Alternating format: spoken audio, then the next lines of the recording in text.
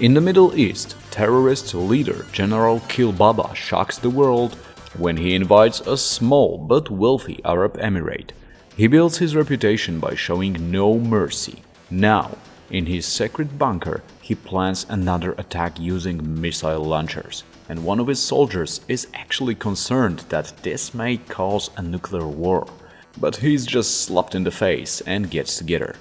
Meanwhile, the US president sends his best chopper team to deal with this crisis and sabotage Kilbaba plans. First, they need to find a missing agent who has Kilbaba nuclear plans. On their way to rescue the agent, team destroys the radar sites, blows up the power plant, bombs airfields, and hits the enemy command centers. They capture the enemy commander who reveals where the US agent is kept. So they just fly ahead to find him, rescue him, and deliver to the meeting point. The agent reveals the info about the locations of Scud launchers and a chemical weapon. Also, there are some political prisoners being held in a POV camp, so the next task is to rescue them and destroy enemy resources on the way.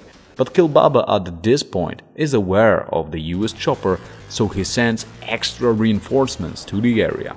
Still, they can't stop the helicopter from destroying the chemical weapons plant and rescuing political prisoners held in jails. They also battle a huge Scud launchers after getting their positions from a captured enemy commander.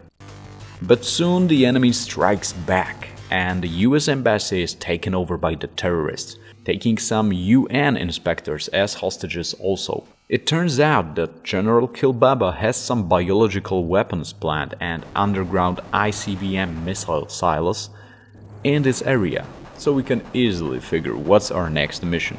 On the way, we find some missing in action pilots and save them. Kilbaba held some more hostages on his yacht. The boat is secured by many patrol boats, so they can't just blow up the yacht because of the hostages present. So the team manages to secure the boat, but the general escapes. This time the life of the hostages was more important than catching him. But the main target is to liberate the embassy.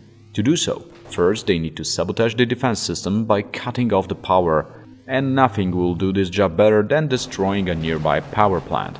Then they capture an enemy ambassador hiding in his camp and he gives them access to the embassy's security system. 12 embassy officials are rescued and escorted to the Navy SEALs camp. In the act of desperation, the general decides to use a nuclear bomb. Embassy officials reveal the intel about the locations of Madman's nuclear weapons factory and his presidential palace. Chopper team must prevent the weapons from being shipped to the Madman's bomber, but the first task of this mission is to save the oil fields and stop the flow of oil into the Gulf. To do this, they must find and pick up a team of 6 commandos being in a bunker by the dunes.